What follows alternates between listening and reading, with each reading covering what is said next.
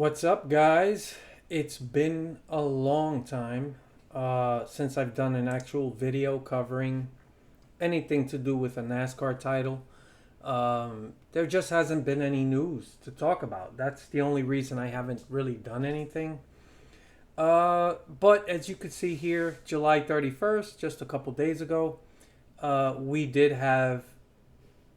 I don't want to call it news. It's just somebody from iRacing talking about the development of the game. And as you can see here from this article from the Daily Downforce, it's titled. It's telling you there really isn't any new information. So it's like new NASCAR iRacing 25 update is light on details. So we're gonna go through it. I'm gonna tell you more or less what I think. And even though we are just around a year, maybe a little more away from the release of this game, and that's considering that maybe it doesn't even get delayed, right? That's always a possibility with these games. When you look at a project that's that far away, delays are almost inevitable, right? So I wouldn't be surprised if there's a delay or something. I don't expect anything big if there is a delay, but it's tough to pinpoint an exact target, right? And there is no actual target date, right? They're pretty open with it. So we're looking at somewhere around a year away. So we're going to read some of this and then we're going to look at this quick clip. It's 30 seconds long, so pretty much. So what's happening? We finally have an update on the production of the next NASCAR console video game. Well, sort of. On Tuesday evening, NASCAR posted a video in which iRacing's executive vice president Steve Myers discusses the new game. But did he really say anything at all? The answer is no. But we're still going to hear what he has to say and see if there's anything I could squeeze out of this, right? So this is Steve Myers. I think what I'm very excited about, though, is what we're going to do with NASCAR 25. I think we have a group of people with Monster and with Papyrus pedigrees that have shipped many NASCAR games, that know what these products are supposed to be, that know what these... Hold on a second. I don't know if I got this right. Let me check this real quick. I don't know if I have, let's see, active. I'm checking my settings on my OBS.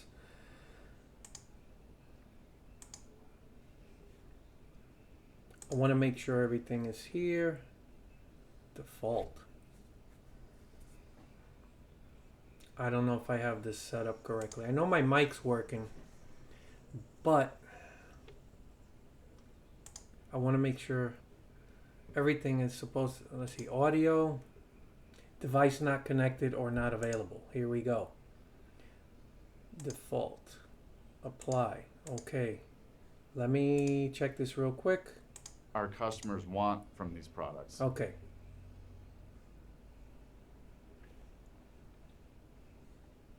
Okay, close. I'm going to start this again. I think what I'm very excited about, though, is what we're going to do with NASCAR 25.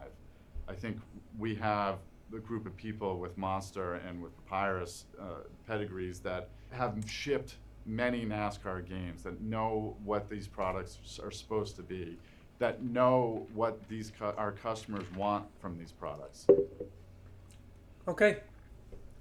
That's basically it. So all he's telling you is that the people working on the game are well versed in the world of NASCAR video game development, going way back to Papyrus. The reason they mention Papyrus in particular, they're letting you know, right? This is what I do, so I'm just speculating based on what I see, right? I read into stuff. So the message is this game is in good hands. There's no need to worry. Those of us, which is most of us, who want to get back to the old days where these games were a lot higher in quality and delivered the type of things that we've been wanting, he's basically letting us know, one, we know what the fans want, we know what the consumers want, and the people that are working on this, they're not just a bunch of guys we hired who've never worked on this. Like, these are the actual guys who worked on the games that we loved, right? From back in the day that we still talk about. That's the message, right? So even though technically he's not saying anything in particular, that's the message. It's just to say this development's in good hands. We know what the fans want, and that's what we're trying to deliver. That's a good thing. And even though we wish we had more concrete details on the game, that's going to come down the line. It's still way too early. So I'm going to read a little bit more and just see what iRacing officially purchased. Okay, we know this.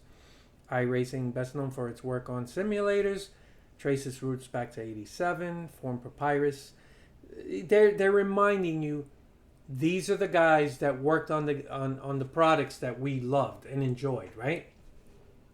Further down, it says it was later revealed that Monster Games would develop the game on the Unreal Engine. Monster Games developed the NASCAR Heat Series, which we know, in the early 2000s and late 2010s, with their most famous game being Dirt to Daytona, released in 2002. Let's see. This is old. What's happening to 24, 25 cent? Interesting. We'll keep track of all the major news stories. Speculate. Okay. This is going somewhere else. This is from April 3rd. Okay, so this is old. I'm not going to do that. What did they say? Steve Myers primarily focused on those working on developing the game and their resumes. Which is, yeah, that's what I'm telling you. He's letting you know... I think we have the group of people with Monster and Papyrus pedigrees that have shipped many NASCAR games, that know that these products are supposed. That's not how he said it.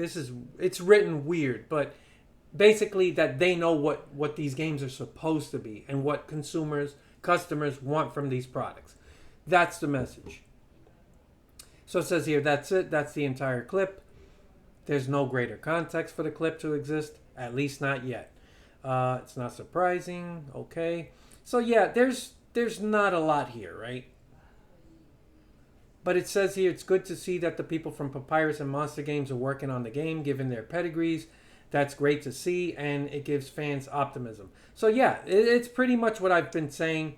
That's the main point here. They're just trying to get people to feel somewhat at ease, right? A lot of people wanted EA back in the game. I told people from day one, that would be the worst thing that could ever happen if EA got the license. EA is not the EA that it was 20 years ago. The people that were there working on these games, they're gone. This is a whole new company, and they've done nothing but rip consumers off. Go watch what's going on with the Madden community. And even this latest college football game, yes, they gave it a nice polish, lots of presentation, a lot of cool things they added, but it's really a new coat of paint on something old.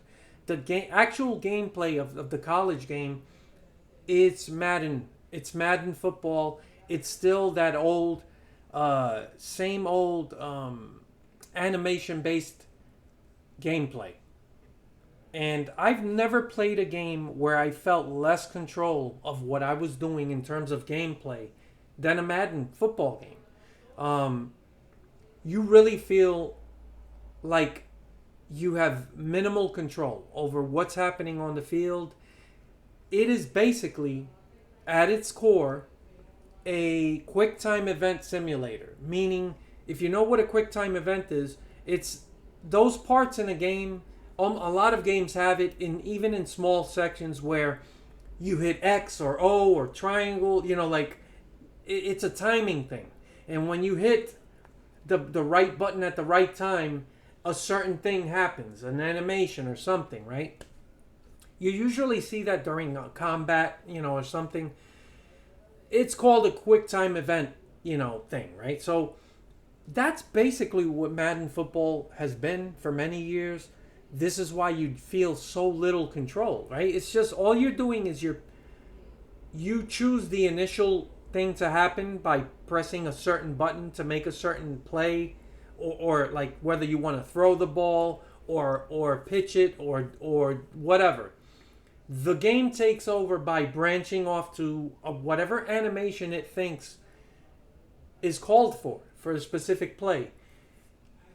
It's a horrible way to build a sports game around something like that. This is why, until they just completely demolish that entire core, and start from scratch, build the game from scratch, and make it real time physics based rather than animation based. I don't want to get lost into the Madden stuff, but what I'm basically trying to tell you is this is what EA is about, and it's about squeezing you and just it's just all they care about is ripping consumers off. The people that worked on the old NASCAR games from 20 years ago, they are now at iRacing, a lot of them. Not all of them, but a lot of them. Also, you have monster games. So, the people that actually, if you really want to get back to those type of games, then what you really wanted was iRacing. Whether you think so or not. EA is the worst possible direction they could have gone. That's neither here nor there. It's over. We don't have to worry about that. My main point is iRacing is the only option. I don't see any other developer on the horizon today that I can point to and look at and say, I wish they made this game or took over the license. They would give us what we want. There are other developers you could look at and say, well, they would do this very well. Like I could tell you right now, Take-Two would do a fantastic job in terms of off-track stuff, presentation, all of the details, right, that come with a sports title. They have it, right? They've nailed it. It isn't perfect. And they have kind of diverted into other areas in recent years, right? If you're looking at the 2K series, NBA 2K, there's a... Oh my God, hold on, guys. I'll be right back.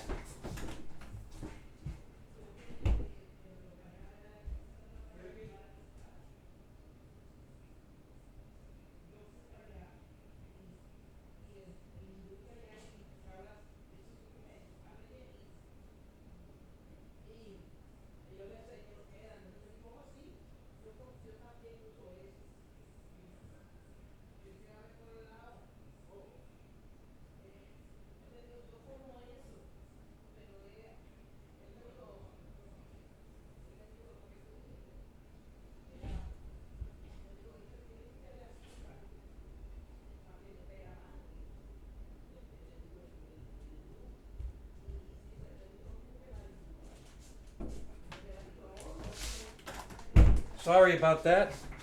Amazon package. Okay, so I don't remember where I was. I'm sorry for that, but what was I saying? Okay. Where was I? In either case, 2K would do a great job in terms of presentation. But what would they actually deliver the actual physics of racing and do it correctly and the AI and all that stuff? 2K doesn't do race games. They've never done race games. So that's one way to look at that, right? You look at other companies, what they might do. They might do one thing good and the other thing they may not deliver. The most important thing we all agree is physics and the AI, right? The racing, the on-track gameplay, right? That is going to be the heart of the game. That has to work. So looking at that, who better than iRacing? Who better than... I mean, Monster Games has a lot of experience. yes, I know people look back at 704 when they were publishing and the Heat series, and they're not happy with the physics and all this stuff. But they did do a lot of things well. I think they deserve credit for that. I think the AI, they did a commendable job when they got to the fourth game. The problem is it took them several titles to get that right. And the bottom line is, I think they get it. And them, along with iRacing's help, I think we're going to get good AI. I would be shocked if they screwed that up. But there's other aspects to the AI other more than just the on track racing, right? The pit strategy, right? Green flag, caution, all that stuff. There's a lot of logic that has to go into the way the AI behaves and the decisions they make. It's not just about the actual green flag racing. So that's an area where I think we've never really seen it done really well. You have to go all the way back to Dirt to Daytona and like the Thunder series, and even then, I don't want to rest too much on that because I don't have the best memory. I remember really enjoying those games, but I don't you tend to forget the mistakes sometimes and the areas where those games were not so good, right? My main point to you is who better than iRacing, Monster Games, those people, right? Who are from Papyrus. This is what they're reminding you of. The reason they keep mentioning Papyrus, which doesn't exist anymore, is because they want you to know if you wish Papyrus existed and they were working on a game, guess what? They already do exist. They're part of iRacing. Those people are now in. That's iRacing. So I'm just reminding people of that. This is the best way things could have gone. iRacing has been doing this for a very long time. They actually care about, putting on a good racing product. It's in their pedigree. So I'm just telling people this was the best way things could go. Does this guarantee a great game or the best game ever? No. But I'm very confident with these guys. I'm very optimistic. I should put it that way. I still have a lot of concerns. I'm not sure which direction they're going to go. I think when they talk about things like Dirt to Daytona and knowing what fans want and consumers want, I do think that those things are long term. So what I mean by that is we may not see those things come to fruition in the first game. I get it. It's just the first game. We have to keep our expectations somewhat tempered. A lot of people in the community, I've noticed, they're all saying things like, all I want is a game that works. If you give me something that runs smooth with minimal bugs, glitches, and it just works, and all it is a on-track, mostly racing thing, I'll be happy.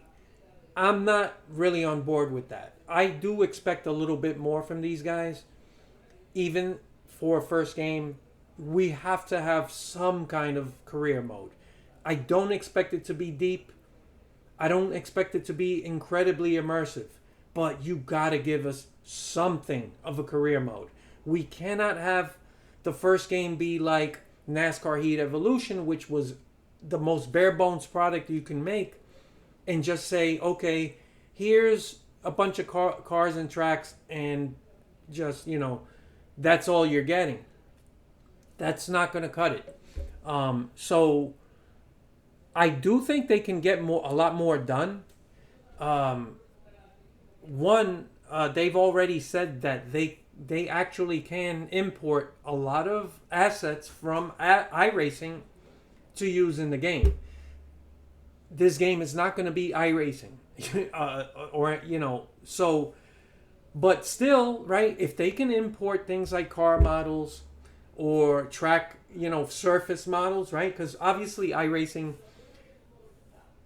anything off track like the in the background is archaic. You're not going to be able to use that. But I'm not worried about graphics.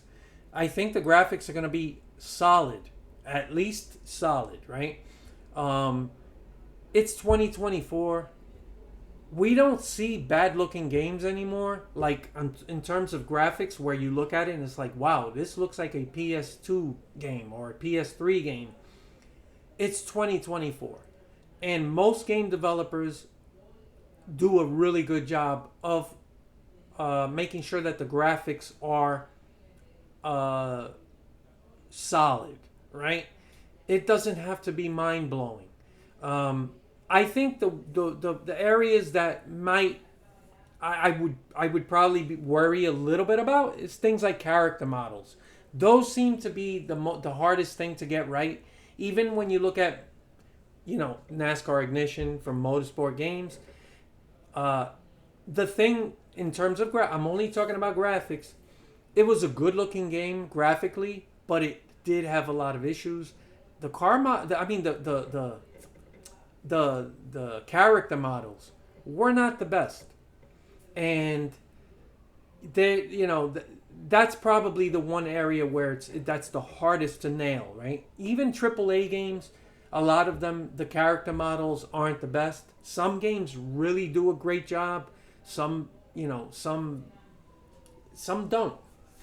So, but in terms of car models, tracks, backgrounds, I'm not worried at all. If the game is going to look good, the question is, how is this thing going to play? The AI, that stuff.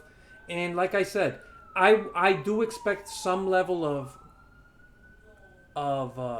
detail, right? Whether it's off track, on track, uh, career mode, even if it's a pretty plain career mode, I do expect some level of detail. That's another thing that I trust iRacing with. Um, I really don't think we're gonna have the issue where stats are an afterthought. How much do stats play into the game? I've always said that NASCAR games do a terrible job.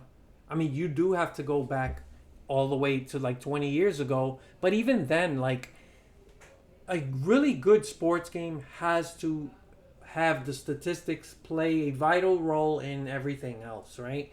It should matter if you got your 50th win, right? Or you passed Rusty Wallace on the all-time win list.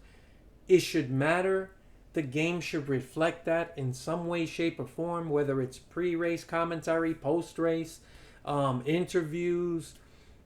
There's a lot of ways you can work statistical achievements, right, for your career into the game. That's detail. And that's nothing mind-blowing. It doesn't take anything like, oh my God, we don't have the technology to do this. The technology has always been there, even going back to the PS3. Technology is no longer an impediment to achieving these things. It's not about technology. It's about the developer being aware of what's important in these games, where when somebody's playing the game, what is it that we can do to give people that sense of accomplishment that I've always talked about? In a sports game, a sense of accomplishment is the most important thing. When you fail, you should feel it. There should be something that happens, right, that affects you, your career. When you have success, all of these things should be reflected somewhere in the game, through presentation, and like I said, it's very simple to remind the player of their achievements, right? I don't want to just have a folder where you click on and then, oh, look, these are my stats, and I could sit there and stare at it, but it's like disconnected from the game or your career. You have to tie that in. When you play games like NBA 2K games or MLB The Show, even the Madden games, certain things you do, the game does reflect it.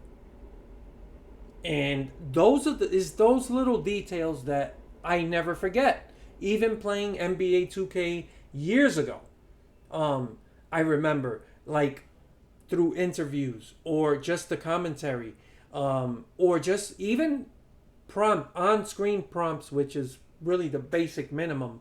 The game always reminded you, hey, you just had a 50-point game. That's a big deal. The game has to reflect that somehow. And the NBA 2K games, I remember, like the post-game interviews, they would ask you about scoring 50 points, and maybe, it could affect, it could be a good thing, or they could even take a negative route and say, well, you're taking all the shots, you're not really sharing the ball, you're kind of a selfish player, is this conducive to winning games? There's so much you can do in a sports game, tying statistical achievements to the game. That's what I mean by detail. Doesn't mean they have to blow you away with other stuff, right? Focusing on details, that's to me what's going to make or break the game. The gameplay, of course, the AI has to be good. I've always said that. And the first game, like I said, it's always going to be the most important in a franchise, because that's where every other game is built off of. Or every following game. If that first game is a mess, you can't build on it. Look at what happened with Ignition.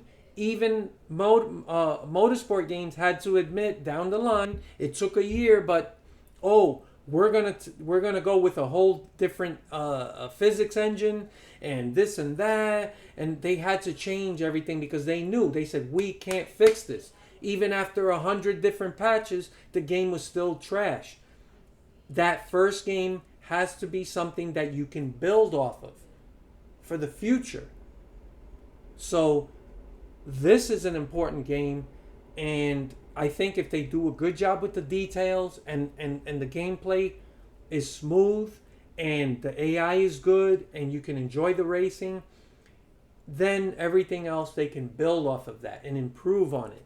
So details are everything. Details matter. I want to be able to have customize my own fire suit, helmet, the car, customization, all of these things. That's all part of detail and presentation.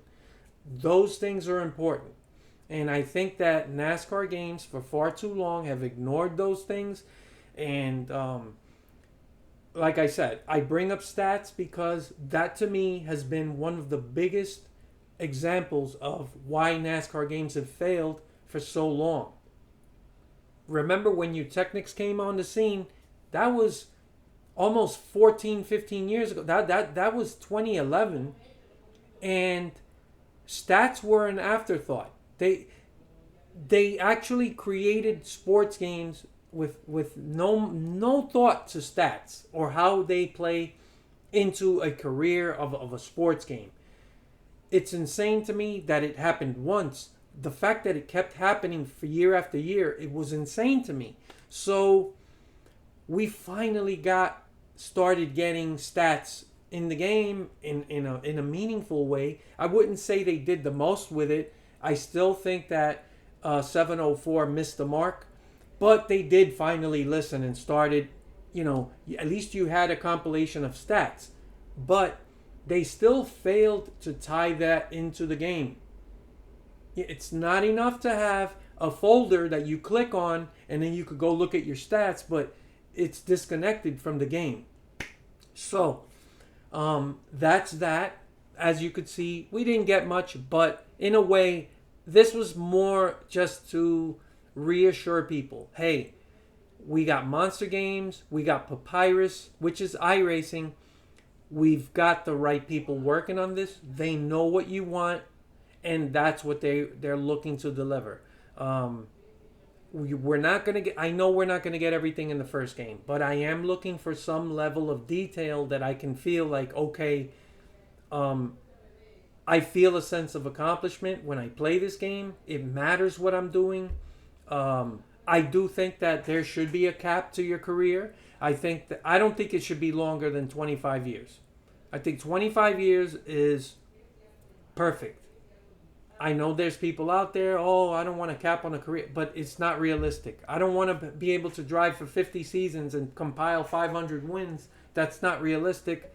I think a 25-year cap on your career is important. Some kind of cap, right? I don't want you to be, you should have to retire at some point.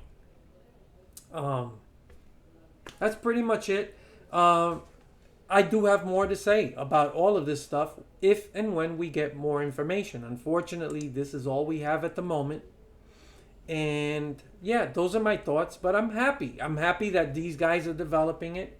I do like that they're reminding people, hey, we really care about NASCAR. We really care about racing. We want to deliver. We've been wanting this chance for many years. We finally have it.